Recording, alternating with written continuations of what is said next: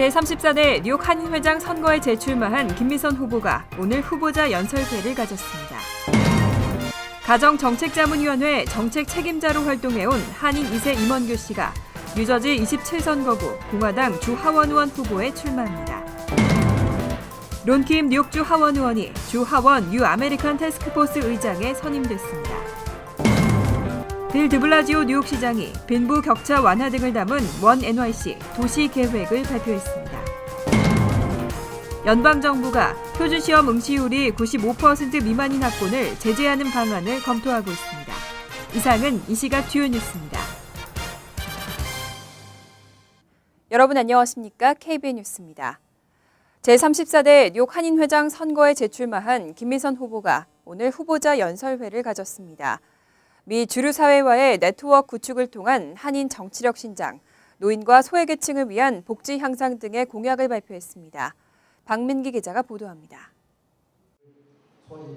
민승기 뉴욕 한인회장의 탄핵 이후 제34대 뉴욕 한인회장 선거에 재출마한 김민선 후보가 후보자 연설회를 가졌습니다.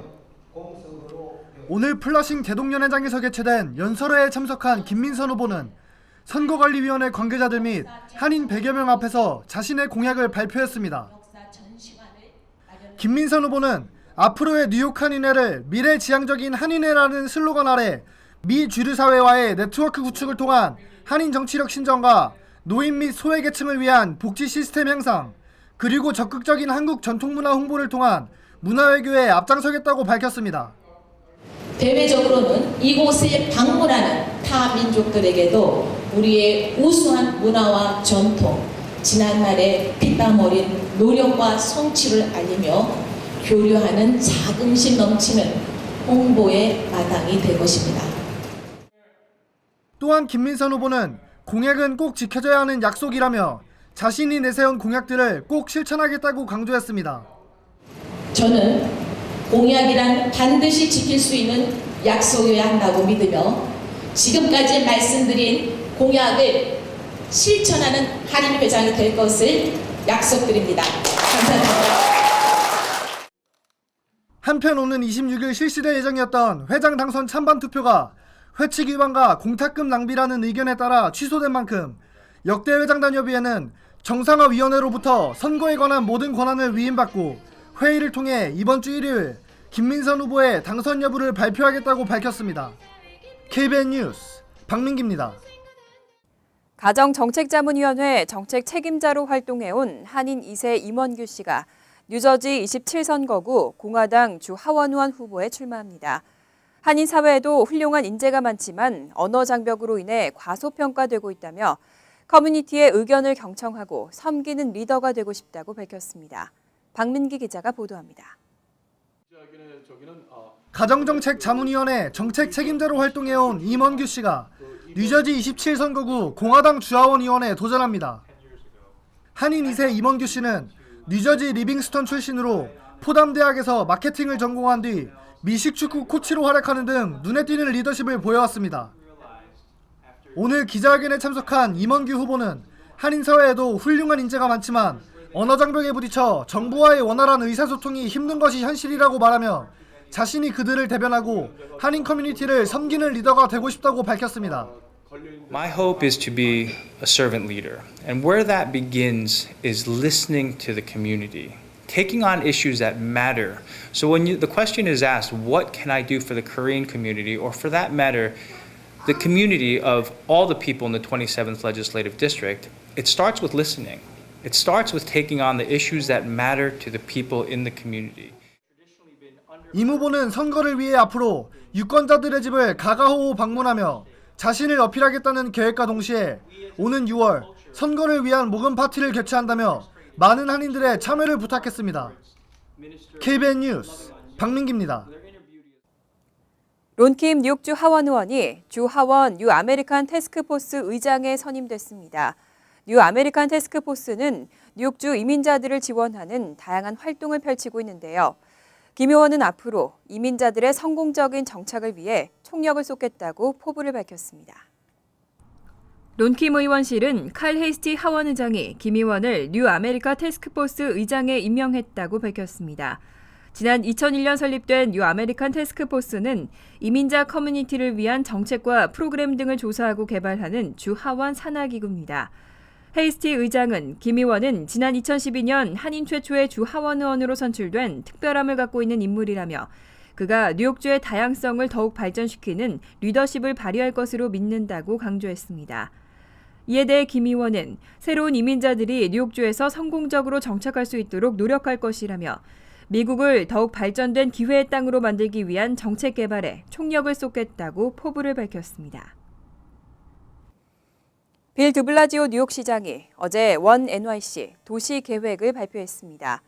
뉴욕시를 발전시키기 위한 장기 계획 가운데 특히 빈부격차 완화와 쓰레기 배출의 감축 등이 주목을 받았습니다. 드블라지오 시장은 어제 브롱스에서 기자회견을 열고 뉴욕시 장기 발전 계획인 하나의 뉴욕, 강하고 정의로운 도시가 되기 위한 계획을 발표했습니다. 특히 이날 공개된 청사진에는 지난 수개월 동안 뉴욕 시민으로부터 공개적으로 모집한 제안과 여론이 수렴됐습니다. 뉴욕시는 이를 위해 한국어 등 7개 언어를 통해 온라인 제안을 접수했고 10여 차례의 커뮤니티 공청회와 전화를 통한 설문조사 등을 실시했습니다. 이번 원 NYC에서 가장 눈에 띄는 것은 빈곤 문제 해결과 쓰레기 배출 감축입니다. 시장은 뉴욕시 최저임금을 2016년에 시간당 13달러, 2019년에는 시간당 15달러까지 인상한다는 계획을 밝혔습니다. 또 뉴욕시 쓰레기 배출은 오는 2030년까지 2005년 수준과 비교해 90% 감축할 계획이라고 발표했습니다. 이 밖에도 2040년까지 뉴욕시 일자리를 490만 개로 늘리고 심각한 인종과 민족 간 격차도 감소해 나가는 계획 등이 포함됐습니다. 전자고용자격 확인 법안이 연방 상원에 발의됐습니다. 이 법안은 미 전국의 모든 고용주가 직원 채용 시 이 베리파이 프로그램을 의무적으로 사용하도록 했는데요. 특히 이번에는 현재 근무 중인 직원들에 대해서도 고용 자격 여부를 확인하도록 규정했습니다. 척 그레즐리 연방 상원 의원은 지난 21일 전자고용자격 확인 법안을 연방 상원에 발의했습니다. 이 법안은 1년 이내에 직원 규모에 관계없이 미 전국의 모든 고용주가 직원을 채용할 경우 반드시 이 베리파이 프로그램을 통해 채용 대상 직원의 고용 자격 유무를 확인하도록 의무화하고 있습니다. 또 상습적으로 불법 체류 이민자 고용이 의심되는 고용주의 경우는 법 제정 30일 이내에 이 베리파이 프로그램을 사용하도록 규정했습니다.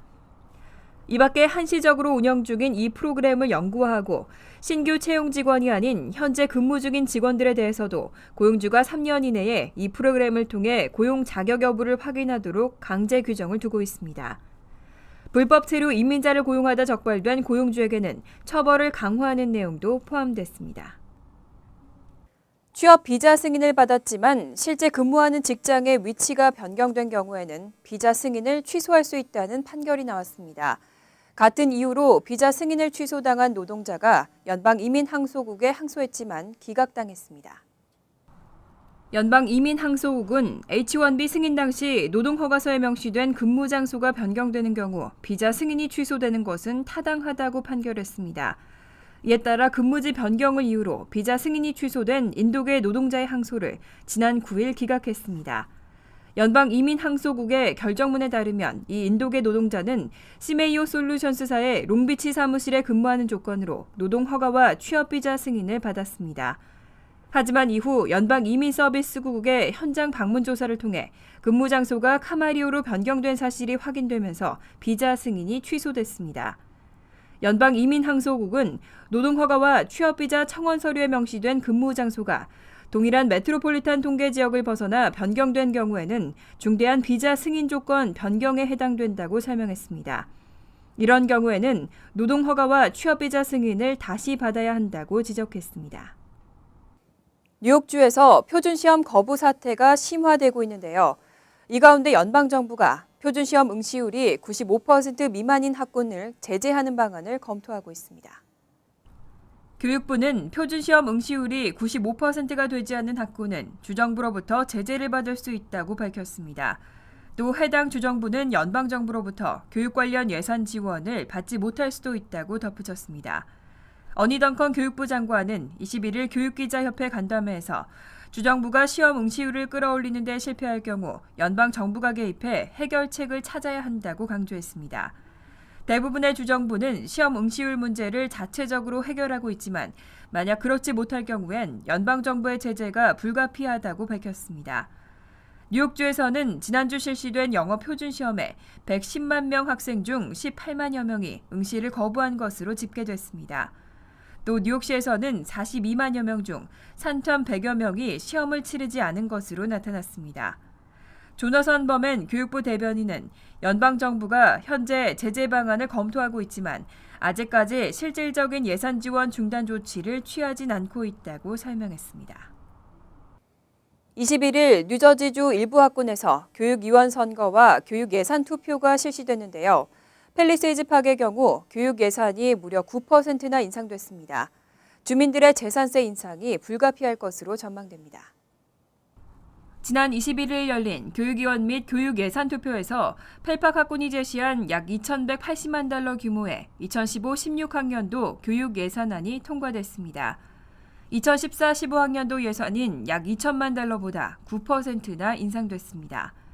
이 교육 예산은 주민들의 재산세로 충당되기 때문에 세금 인상이 불가피할 것으로 전망됐습니다.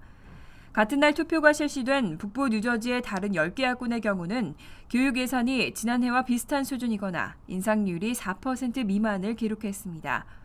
이에 반해 큰 폭으로 인상된 펠팍 학군의 교육 예산은 교직원 복지 비용 및 학생 과외 활동 지원비 등이 늘어난 것이 주요 원인으로 지목됐습니다.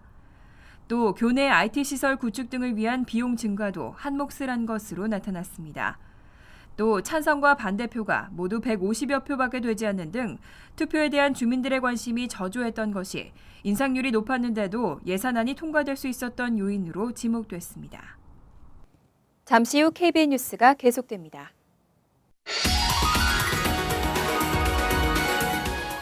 이어서 LA 지역 한인사회 소식입니다. 지난 7일 한인타운 인근의 한 건물에서 화재가 발생했는데요. 화재로 피해를 입은 입주자들이 건물에 들어가지도 못한 채 생업에 지장을 입고 있다고 주장하고 있습니다. 박시몬 기자가 보도합니다. 지난 4월 7일 올림픽 선상의 한인 소유 건물에서 화재가 발생해 건물의 일부가 타버렸습니다. 2주가 지난 오늘 화재로 피해를 입은 입주자들이 모여 건물주를 상대로 시위를 했습니다. 입주자들은 건물주가 서명을 하지 않으면 건물에 들어가지 못하게 하고 있어 물건을 빼올 수도 없으며 앞으로의 생계가 막막하다고 주장하고 있습니다. 건물주가 요구하는 서명은 건물에 들어가게 될 경우 모든 법적인 책임을 포기한다는 것과 이후 일어나는 일에 대해서는 일체 건물주의 책임이 없다는 것입니다. 그 페이퍼 안에는 입주자로서 테넌트로서의 모든 소송을 포함한 모든 권리를 포기하고 물건을 가져나가겠다라는 내용으로 입주자들의 변호를 맡고 있는 변호사는 전기와 화재 전문가들이 준비되어 있음에도 5월 15일까지는 건물에 들어갈 수 없게 하고 있다며 화재의 원인도 알아내지 못하고 있다고 밝혔습니다. The landlord is not letting us investigate this claim. We have experts, fire experts, electrical experts. We want to get in the building and we want to be able to investigate to see what the cause of this fire is. And the landlord's not letting us in until May 15th in order to do that. 한편 건물주의 입장을 알기 위해 수차례 연락을 취했으나 건물주는 전화를 받지 않고 있습니다. 80유닛의 이 건물은 대부분 한인들이 입주해 있으며 교회와 학교 등도 있어 저녁 시간에도 유동인구가 적지 않은 곳입니다. 입주자들은 현재 소송을 준비 중이며 건물주와의 협상도 기대하고 있습니다. MBC 뉴스 박시몬입니다. 월드리포트입니다. 아찔한 절벽에서 바다로 뛰어드는 절벽 다이빙. 젊은이들의 사이에서 큰 인기를 끌고 있는데요. 아무런 준비도 없이 짜릿함을 즐기려다가 크게 다치거나 목숨을 잃는 사람이 늘고 있습니다. 아름답기로 유명한 하와이의 바닷가. 보기만 해도 아찔한 절벽에서 한 남자가 새처럼 날아 바다로 뛰어듭니다. 뒤따라 다이빙 행렬이 이어집니다. 친구들과 함께 회전하며 떨어지거나 석양이 지는 바닷속으로 빠져들기도 합니다.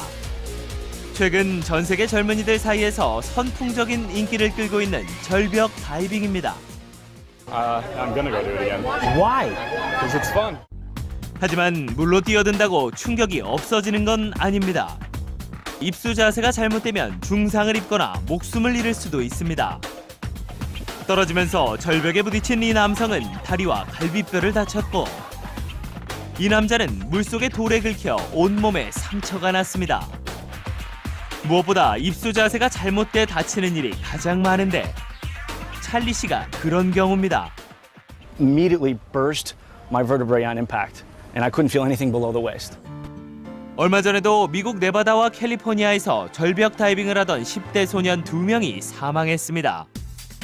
하지만 유명 관광지에서조차 안전의식은 찾아보기 힘듭니다. 절벽 다이빙으로 유명한 자메이카 네그릴. 안전요원까지 배치됐지만 어린아이들까지 다이빙하라고 부추기는가 하면 다이빙을 못하는 사람에겐 창피까지 줍니다. She's chicken. She's a chicken. Don't be chicken right now. 심지어 다이빙대 옆에서는 술까지 팔고 있습니다. Cold beer, my friend. I'm good, thank Can you I very get you a much. cold beer? I'm good, thank you. 작년에 이곳에서 한 청년이 사망했는데도 달라진 건 없습니다. You may land 99 times out of 100 perfectly fine, but all it takes is one time and it'll change your life forever. 전문가들은 훈련받지 않은 일반인은 20m 이상 높이에서 뛰어내려선 안 된다고 경고하고 있습니다. 간추린 소식입니다. 한인 등 소수의 이민자들을 대상으로 전화나 이메일을 통해 피싱 사이트로 유도하는 이민 사기가 기승을 부리고 있습니다. 최근 이민 서비스국이 영주권 재발급과 갱신 신청을 온라인을 통해 할 수 있다고 밝히면서 이와 관련한 사기가 급증한 것으로 나타났습니다. 이에 전문가들은 이민국 직원이 직접 전화를 거는 경우는 거의 없다면서 이민국의 웹사이트 주소를 철저히 확인하라고 당부했습니다. 30대 한인 여성이 실종 닷새 만에 숨진 채로 발견됐습니다. 뉴욕 업스테이트 하일랜드 경찰은 21일 오전 9시 31살 최지수 씨가 사망한 채 발견됐다고 밝혔습니다. 경찰에 따르면 최 씨는 우울증을 앓고 있던 것으로 알려졌으며 지난 16일 오후 10시에 집을 나간 뒤 실종됐습니다. 경찰은 타살의 흔적은 없는 것으로 볼 때 자살로 추정된다며 자세한 사고 원인을 조사하고 있습니다. 맨하탄 연방지법의 존 켈틀 판사는 친이스라엘 단체가 메트로폴리탄 교통공사를 상대로 제기한 소송과 관련해 이 협회가 요구하는 광고판을 시내버스에 부착하라는 명령을 내렸습니다. 메트로폴리탄 교통공사는 해당 광고가 팔레스타인 무장단체 하마스가 유대인을 죽이고 있다는 문구를 포함하고 있어 테러리즘을 유발할 수 있다며 게시를 거부한 바 있습니다. 하지만 켈틀 판사는 광고 게자는 표현의 자유를 보장한 연방 헌법의 보호를 받는다고 판결했습니다. 2015학년도 가을학기 프리킨더가튼 무상 교육 프로그램 접수가 내일 마감됩니다. 시교육청은 2011년 출생자를 대상으로 한 프리킨더가튼 모집 총원 7만 명 중 현재 6만여 명이 지원했다고 밝혔습니다. 또 접수는 24일인 내일 마감된다며 희망자는 신청서를 빨리 접수하길 바란다고 당부했습니다. 한편 올해 학교 배정 통보는 6월로 예정됐습니다. 환율과 증권 소식입니다.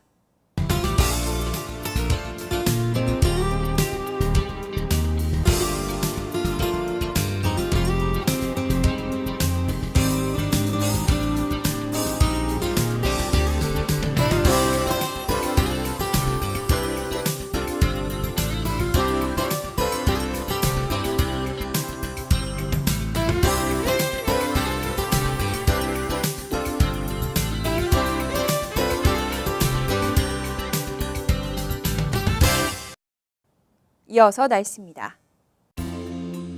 금요일은 화창하지만 바람이 불고 쌀쌀하겠습니다.